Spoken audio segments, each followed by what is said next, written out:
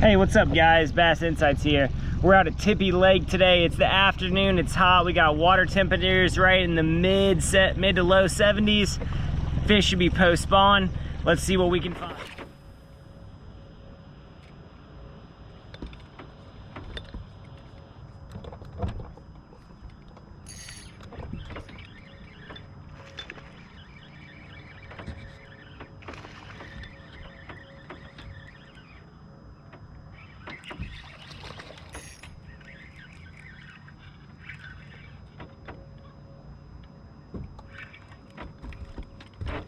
Look at that one.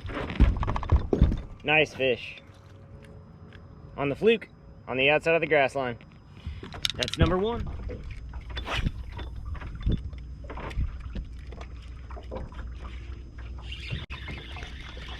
Yep.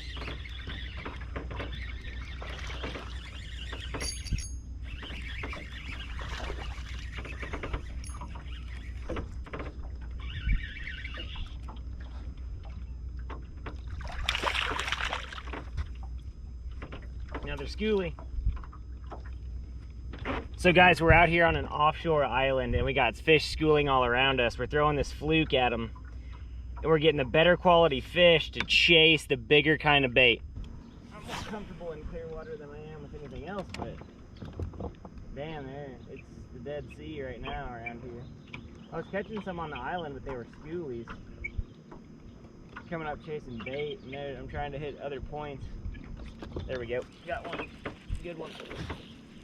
Yeah, all right. Reel it in, big boy. Hooked up. I don't know if he'll bump or not. To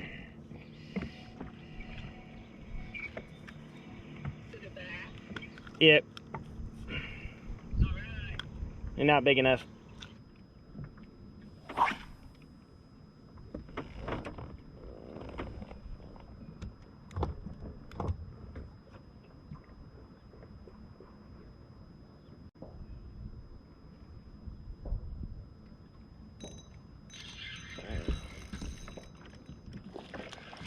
Good one.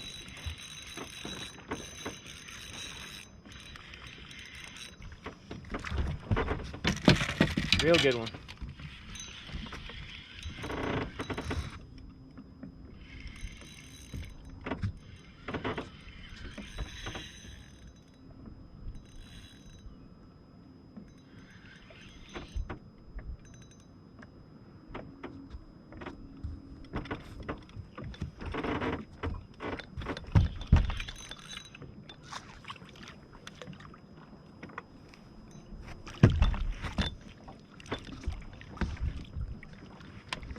Look at that one.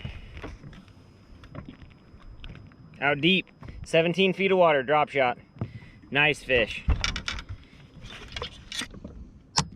What's up guys? So we're in this real funky time of post spawn. The fish are scattered kind of everywhere. Drop shotting a big worm right now out deep off those secondary points is a great way to catch some quality fish like I just caught right there. Nice fish.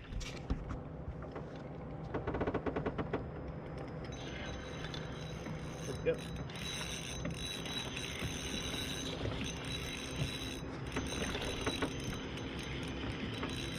Another nice one.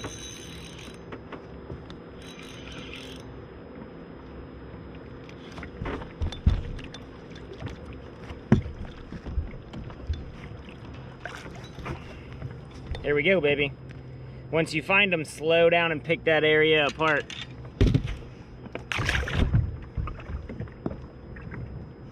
So all I'm doing, guys, there's a nice island we're out here off of, and those fish have been up chasing bait all day. I'm out here later. It's about 4 o'clock in the afternoon, and these fish are on this spot, but they're in a neutral mood. So I'm just shaking this drop shot down this ledge right here. Really working slow. Anytime that this gets snagged on the bottom, I shake it around and leave it right there. Those fish are picking it up and swimming off with it. It's not a huge bite. It's just my line starting to swim sideways. You set the hook and you got them. Hey guys, what's up? Wanted to give you a couple pointers on what I've been catching fish on in the post-spawn spawn, pre-spawn, kind of big mess period that we're in right now. First thing I've been using is a search bait, the swim bait, right? And the swim baits I've been throwing, number one thing is they are bluegill colored. Now, why do I want to throw bluegill colored right here? Both of these are Kitex. I believe this one's green pumpkin fire, and this one's it's something like Tennessee shad, olive back shad, something like that. Why bluegill colors?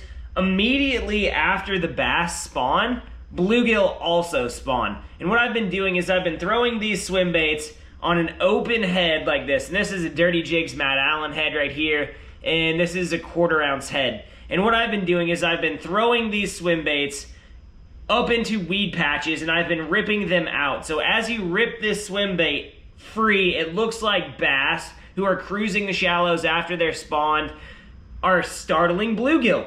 And the bluegill colored swim bait right now is an absolute killer. You've seen in the video right now, in the last video, we've been absolutely lighting fish up on that swim bait. Now, another thing that is starting to evolve is, one, the fish are spooky from coming off of the beds, and a really natural presentation is the fluke.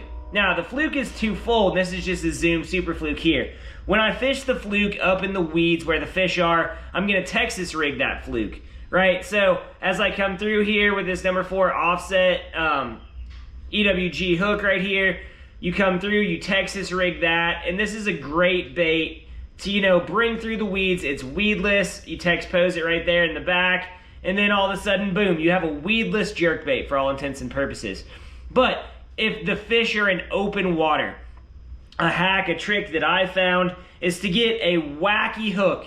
This is a number 1 octopus wacky right here. And what I'm gonna do is I'm actually gonna nose hook this fluke.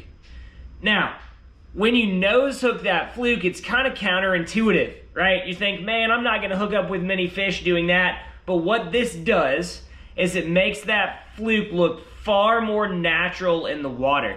And what fish are doing this time of year, they're coming up to that bait, and as those fish come in and suck that bait in, this fluke bends, and they're able to pull that fish in.